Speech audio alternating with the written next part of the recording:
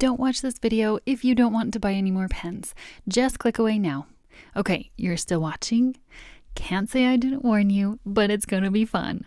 These are the new Karin Markers Real Brush Pro Markers. They're a real brush, so they are different from the regular brush pens. They are basically my dream pen.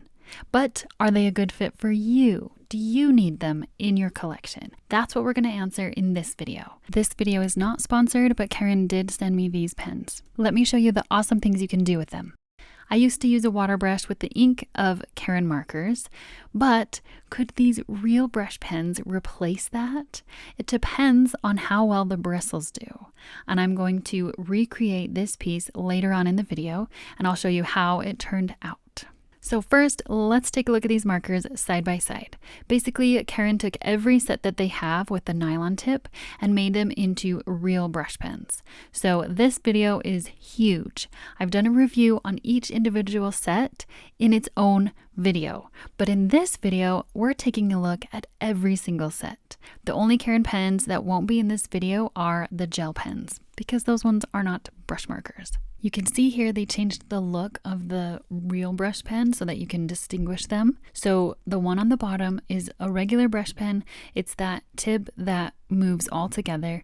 The one on the top is the bristle tip. This is the regular brush marker. You can see that it's flexible, but the whole tip stays together. And these original Karin markers are some of the best for their ability to bounce back and hold their shape. I always recommend them. And here is the new real brush. They're both brush pens, but think of this one like a paintbrush. It has the individual bristles, but the paint is flowing down through the bristles. Actually, ink, not paint. A different set would have paint. Each of these individual bristles could all bend in different directions. Generally, a real brush pen is a little bit harder to control. So for beginners, I usually recommend a regular brush pen. That doesn't mean that beginners can't use a real brush. I love the real brush. It's just a little bit different, and you can get these really strokey lines if you go fast enough. Take a look at how they have changed the pen for the real brush. So here is the original, and then this one is the real brush, and they just changed the white lid with a blue clip. Next is the deco brush, the metallic. Instead of the blue lid, they change it to a black lid. And then here is the neon. This one's a little tricky. So the neon original was black, and that's how you distinguish it from the silver original. But now the new neon is the same as the new real brush, and so this one is a lot harder to distinguish. You have to actually read the name on the pen lid, so that one could get confused for sure. Next is the deco brush, the pigment colors, and in the new pens, they have a black lid, and they changed to the color of the printed Karin. Crazy. I want to know who was in these meetings to decide these colors, because it seems like it would be fun. So here they are laid out, the 4 different sets. Let's start with the original.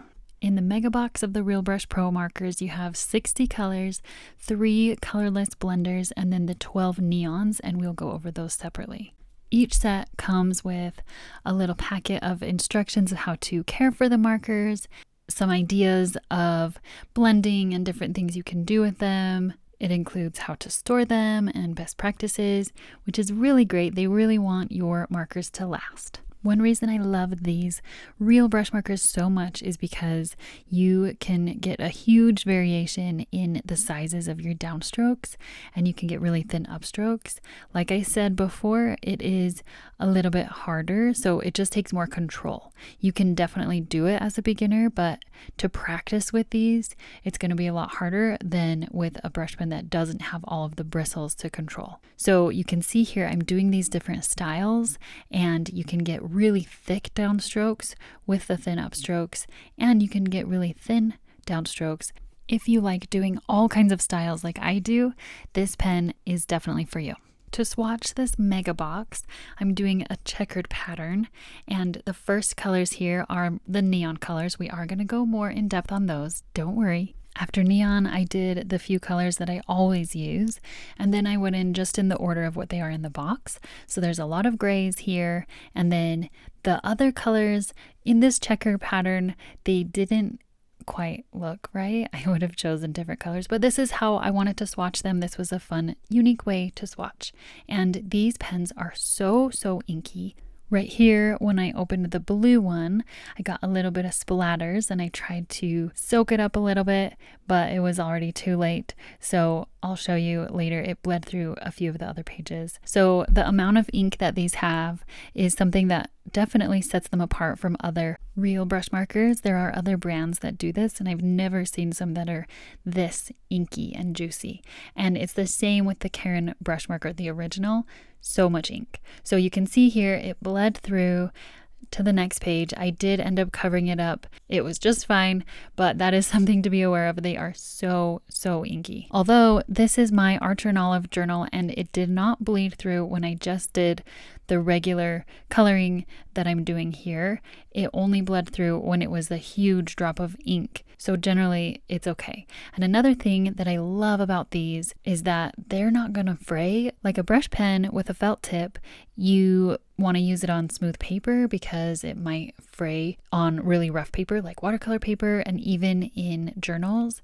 But these ones, because they're bristles, they're not going to fray. I mean, I guess if you are jabbing it straight down on your paper, you could probably bend the bristles and damage them somehow. But if you're just using them like a regular paintbrush, then you're not going to fray these. They're not going to have a problem at all on different types of paper, watercolor paper, different journals. When I have washi tape on my paper, I always wipe it off first before I take it off because some of the ink lasts a little bit on there and it doesn't dry like it does into the paper. And because they're so inky, you can see they're on my finger. This is what happens with the regular brush pens as well. And here to show you, it does not bleed through. It was only when I splattered the ink that it actually bled through. It's time to remove this washi tape, and I left this open right here so that I can add some lettering to it. This is a really easy way to add a beautiful, colorful background in your journal to a quote. And my quote just has 4 words. That's why I did 4 places for the washi tape. The real brush pen gives a little more artistic look instead of a really perfect calligraphy look. It is a little more quirky. That is something to keep in mind if that is your style or not. And I used the Karin gel pen, so I guess they did make their way into this video to add those stars. On this page, take a look at how the alphabet looks with these pens. So this script I'm doing a little bit larger. You can do it also pretty small. See, the downstrokes are kind of thick and it's a little quirky, loose, kind of bouncy, and like I keep saying, a little bit harder to control than a regular brush pen. But I have always been really drawn to this kind of style. As a recovering perfectionist, I think I really like the natural imperfections. Because I want it to be really easy for me to use these, I pulled out the colors that I use always. You can see on the right, those are the original, and then on the left, those are the real brush. And this way, it makes it super easy. I can just pull out this pen bag instead of the entire box, and I have the colors that I use always. We are moving right along. Next, let's look at the metallic brush pens. These ones need a lot of shaking, and there's a little ball in there that helps the ink move around. So to compare the original metallic with the new real brush metallic, I'm lettering with them here side by side, and you can see that they actually look really similar. The end product, you probably couldn't even tell which one I was using if you just looked at the words in some cases, but lettering with them feels very, very different. So in choosing between the two, it really is a personal preference. It depends on what you're going to use it for and how you like your pen to feel as you're using it. And now to swatch these colors, I really like the system that Karin has in these boxes to have the swatches right here above it. And this is how you'll see in the Pigment brush markers as well. That's how they do it. And you can see these metallic markers. They are really fun. They're really bright colors. Usually metallic colors are not so bright, but these ones have a light green and a light blue and a light pink. So now I am filling a page in my black journal. This is Archer and Olive once again, and I really like how metallic markers do so well on the black paper. So this is what I'm showing you here. I have tried lots of different brands. tons of metallic markers, and honestly, all of them, the ink is really good. So these are really good. These are the only metallic markers though that I have ever seen that have the real brush. So if the real brush is something that is so important to you, these are the only ones I've seen that do this. If you've seen other ones, let me know. And then I wanted to add some stripes and also this quote, "Let's climb the rainbow." This is kind of a fun let go of anything that's in your brain and just draw some circles. That's what kind of page this is. Okay, now we're doing the neon colors. I love these colors so much. For a while, I have just really been into the neon, the original ones. And now that I have these ones, I've been so into these ones. This is like my go-to pen right now. So to swatch the neon ones, I decided to do this checkered pattern again, but this time it is colors that I would actually choose. So I'm doing red, orange, yellow in the full line to have a rainbow from top to bottom. And these colors, you can see they're super bright, they're super vibrant. I am generally not a fan of neon colors, of the really fluorescent colors, but these ones are so good. They're not quite fluorescent. Some of them kind of are, but they are not so much that they're unbearable. So these ones right now are my top favorite pens.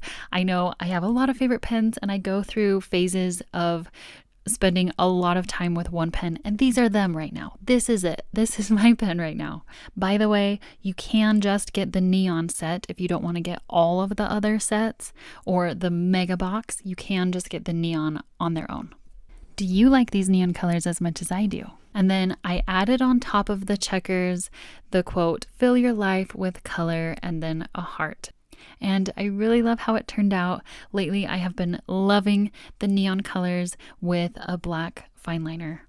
And here we have the biggest set. There are 7 boxes. I also have the metallic box here. That's why you see 8 on my floor. But the 7 boxes, they each have 12 colors. So that's 84 colors total. So we're going to swatch these out, and I'm going to do it kind of quickly because I want to show you the amazing page that I made with these markers. So these are Pigment. These are the Pigment Real Brush. So it's basically like using acrylic paint, but in a brush pen, but with real bristles. So it's kind of unique. You see the basic colors, they are a great set, just the rainbow colors. And then we have the gray colors. They have so many different grays, and I don't know if I'm going to use all of these grays.